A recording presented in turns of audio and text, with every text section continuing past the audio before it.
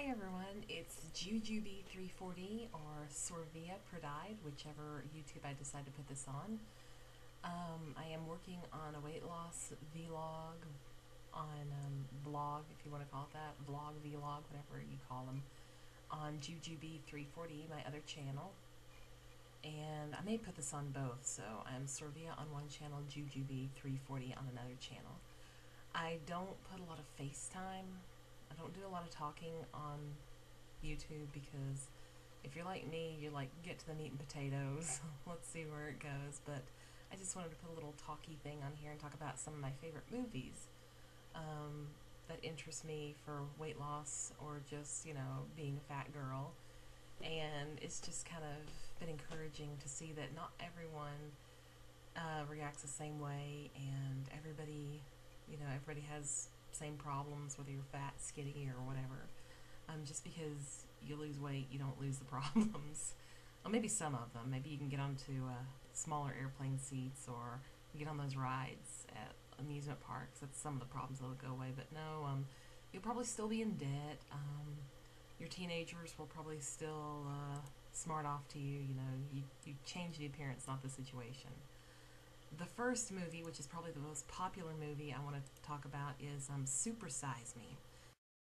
This was by Morgan Spurlock, and he basically ate nothing but McDonald's for 30 days about a lawsuit that was filed by two girls. I think they were 17 and 12, and McDonald's was like, all our food is healthy if consumed right. You could eat it every day, so he decided to eat it every day, and he had to eat anything and everything on the meal.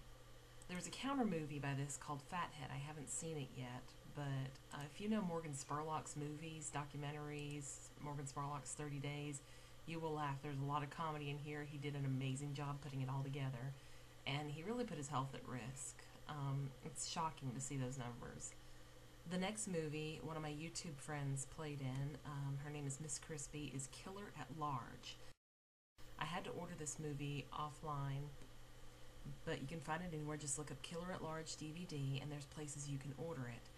It basically talks about the obesity epidemic in America, and with childhood obesity and people that are taking steps to try to overcome the obesity. And it's pretty straightforward, and how they use like cartoon characters to get the children to buy the product, because children will nag their parents, and they get their parents to buy this certain product for them. The next movie it can be watched as a movie. There's some language, and I was shocked by one scene in there, and I had to turn my head because I'm pretty prude when it comes to movies. I don't like things that shock me. I like things that I don't have to be scared to show my friends. But this next movie, I watched it. It's called Disfigured. And I watched it simply because the first winner of The Biggest Loser, Ryan Benson, actually plays in this movie, Disfigured. And it's about, living from one end of the scale to the other end of the scale. One girl is morbidly obese, the other girl is anorexic, and they find common ground with each other. That's like I was saying, it shows that you can lose the weight, but you still have some of the same problems. The next movie has been criticized as being a 90-minute commercial for a juicer, but I don't remember them mentioning the name of the juicer in there. It's called Fat, Sick, and Nearly Dead. And it's very comical, but also some seriousness in there, and it's quite eye-opening. There's two people that are highlighted in this movie. The director himself, who went through, I believe, a 90-day juice fast, and a truck driver who went through, I think he went through a 45-day juice fast, but they both had the same health problem. And going through this a certain amount of time of juice fast, they cleared up their problem, but they also were seeing their doctors. So don't go out and buy a juicer and say, I'm going to do what they did. The next movie is, I don't have this one on DVD, but I seen it in the theater during an independent theater week, and it highlights another one of my YouTube friends. It's called Waiting for My Real Life. Jeremy Dale Norman, who passed away actually on my birthday in 2007. He passed away December 23rd, 2007. And it looked like everything was going well for him. Things were picking up. His life was looking bright. And he all of a sudden had a heart attack one day and died. And he seemed pretty healthy. Everybody was optimistic, and it was pretty shocking. So, I mean, yeah, I cried during the movie.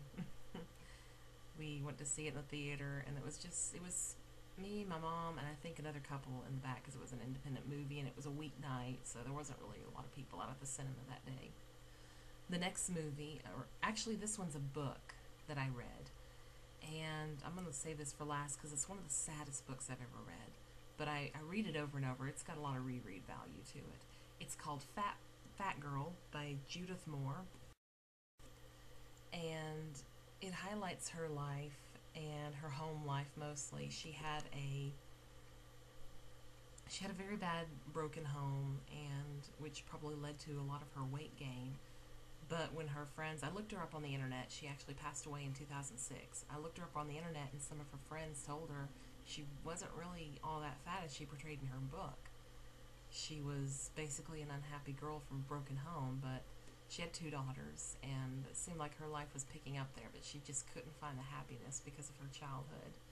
And it's a good book for people who's never been overweight to read, because it highlights of what it is really like to be overweight.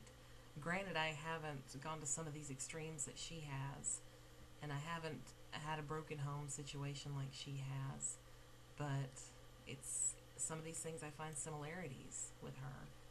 So if you've never, ever been fat, pick up this book and read it. And even if you are fat, pick up this book and read it. It's a good read.